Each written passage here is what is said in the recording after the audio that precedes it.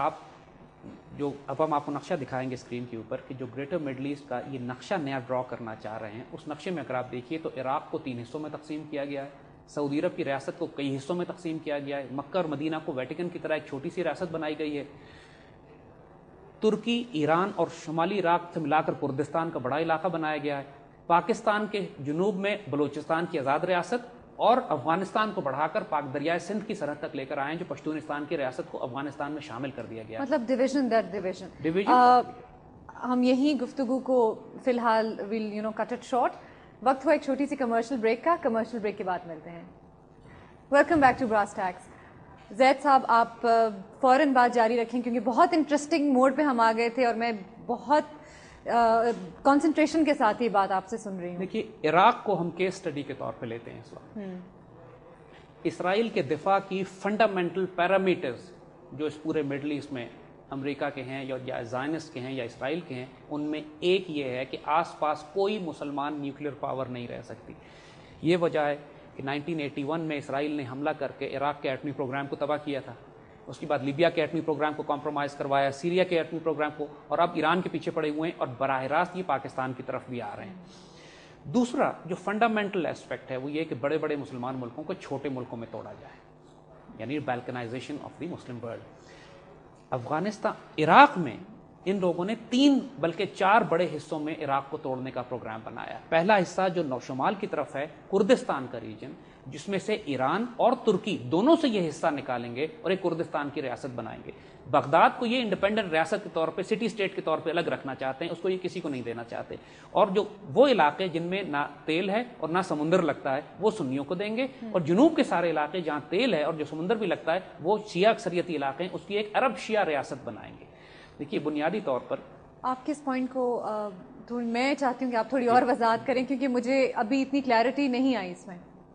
جی most welcome. اس میں دیکھیے، آپ کس طریقے سے ایک مسلمان ملک کو فرقہ وارانہ بنیاد پر یا قومیت کی بنیاد پر توڑیں گے؟ سیکٹیرین اس میں سیکٹیرین شیعہ ورسز سنی، اور لہٰذا ان کے لیے بنیادی ریکوائرمنٹ تھی کہ عراق میں شدید شیعہ سنی فساد کرایا جائے۔ اچھا، سو آپ کہہ رہے ہیں کہ بنیاد جو انہوں نے ڈالی ہے، وہ جو پھوٹ کی بنیاد ڈالی گئی ہے، وہ شیعہ ورسز سنی ایک ایسپیکٹ ہے، یہ ایک ڈائمنشن ہے۔ دوسری طرف عرب اور کرد فساد برپا کیا گیا ہے، یعنی کرد بھی عراقی ہیں، سنی ہیں، عرب بھی سنی ہیں، لیکن ان میں فساد ایتھنک لائنز پہ کیا گیا ہے۔ جس طرح پاکستان میں یعنی پشتونوں کو بغاوت پہ جو اکسایا جا رہا ہے، تو مذہب کی بنیاد ان کو جو افغان کے پشتونوں کے ساتھ ملوایا جا رہا ہے، وہ مذہب کے ساتھ ساتھ پشتون نیشنلزم بھی ہے۔ اور جو بلوچستان میں جو برپا کیا جا رہا ہے اس کے اندر بلوچ نیشنلزم کو، وہاں پہ اسلام کا تعلق نہیں، سیکولر موومنٹ ہے، لیکن اس کو پشتون بلوچ نیشنلزم کی بنیاد پر۔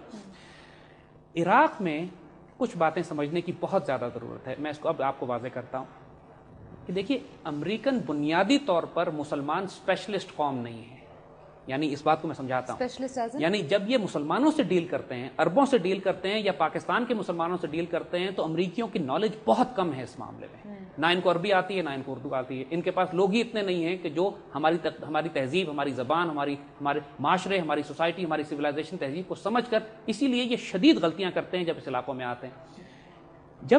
اسی لیے جب عربوں سے ڈیل کرنی پڑتی ہے تو لا محالہ امریکہ کو اسرائیل کی طرف رجوع کرنا پڑتا ہے، جو عرب اسپیشلسٹ سمجھے جاتے ہیں، مڈل ایسٹ اسپیشلسٹ سمجھے جاتے ہیں۔ اسی طرح جب پاکستان اور انڈو پاکستان کے مسلمانوں سے معاملہ کرنا پڑتا ہے تو امریکہ کو براہ راست انڈیا کی طرف رجوع کرنا پڑتا ہے، جو پاکستان اسپیشلسٹ سمجھے جاتے ہیں۔ اس بات میں مجھے یاد آیا زید صاحب کہ ہمیں ایک بہت انٹرسٹنگ ای میل آئی تھی ہمارے ایک ساتھی کی طرف سے، انہوں نے یہ سوال پٹ فارورڈ دس کوسچن کہ انڈیا کا رول کیا ہے اس سب میں؟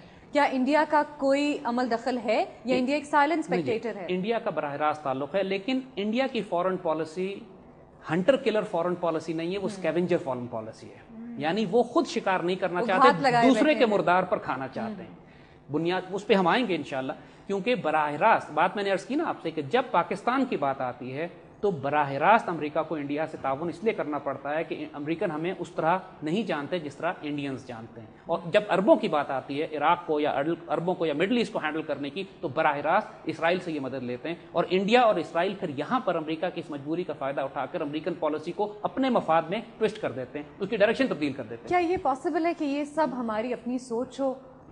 Is it possible that this is how we think? Maybe it's a rigid thinking of us. جو ایونٹس آن گراؤنڈ ہیں یعنی مثال کے طور پر گراؤنڈ ریالٹیز جسے ہم کہتے ہیں، اس میں تو کوئی شبہ نہیں ہے، اس میں تو ایبسولوٹلی کوئی شبہ نہیں ہے کہ عراق کو تقسیم کیا جا رہا ہے. بالکل. حالانکہ امریکنز کہتے ہیں کہ جو نقشے ہم نے دکھائے وہ سب اکیڈیمک ایکسرسائز تھی، لیکن وہ اکیڈیمک ایکسرسائز زمین پہ ہو رہی ہے.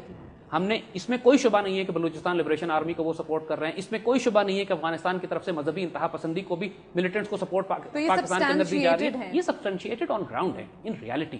ناؤ اب امریکہ بنیادی طور پر اسرائیل کی فورن پالیسی اور فورن پالیسی آبجیکٹیوز کو پورا کرنے کی کوشش کر رہا ہے. یعنی وہ جیوش زائنسٹ، کرسچن زائنسٹ کو استعمال کر امریکہ کا رول بلڈوزر کی طرح ہے کہ مڈل ایسٹ کی صفائی کرتا چلا جائے، تباہی پھیلائے، انارکی پھیلائے، کیوس کرے، مسلم ورلڈ کے اندر فساد برپا کرے، گراؤنڈ صاف کرے تاکہ حوالے کر کے تاکہ وہ گریٹر اسرائیل کی ریاست وجود میں آ سکے. اب یہاں پہ چند ایک بہت اہم نکات سمجھنے والے ہیں. اس سارے معاملات کا پاکستان کی سیکورٹی سے کیا تعلق ہے؟ Why are we still in the Middle East? بہت امپورٹنٹ سوال. Why are we still in the Middle East? Why are we still discussing Israel?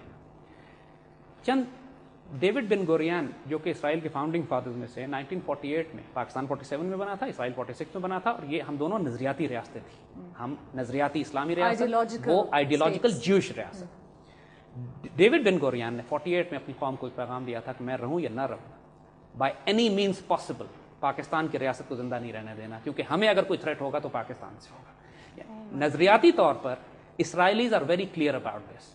If in the Muslim world anybody can pose any threat to them, that's Pakistan. دیکھیے مسلم world میں Pakistanis are the only air force جنہوں نے اسرائیلی fighter planes کو air to air combat میں مار کے گرایا ہوا ہے. یہ کس ایرا کی بات ہے؟ یہ جب 67 کی وار اور 73 کی وار کے بعد ہمارے فائٹر پائلٹس جاتے تھے وہاں سیرینز کو اور جارڈینینز کی مدد کرنے کے لیے، کیونکہ وہ ان بیچاروں کی اتنی صلاحیت نہیں تھی اور ہم اسرائیلیوں کو مار کے گراتے تھے.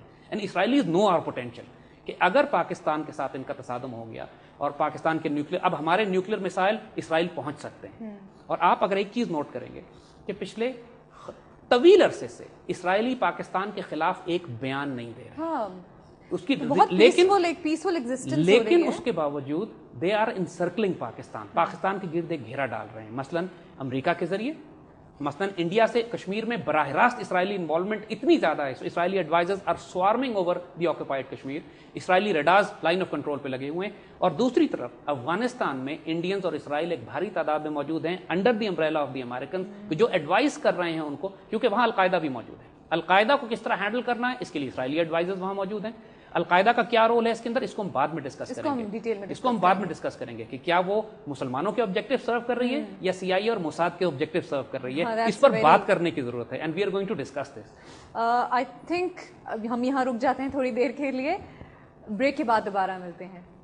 Welcome back to brass tacks. جی زید صاحب آپ کچھ کہہ رہے تھے. ہم اس بات پہ تھے کہ پاکستان کو اسرائیل سے کیا خطرات ہیں یا اسرائیل کو پاکستان سے کیا خطرات ہیں. دیکھیے اس وقت اسرائیل کی سب سے بڑی کمزوری یہ ہے کہ پاکستان سے ان کا کوئی براہ راست تعلق نہیں ہے، ان کی کوئی ایمبیسی اسلام آباد میں موجود نہیں ہے. So they have to come to us through second hand sources.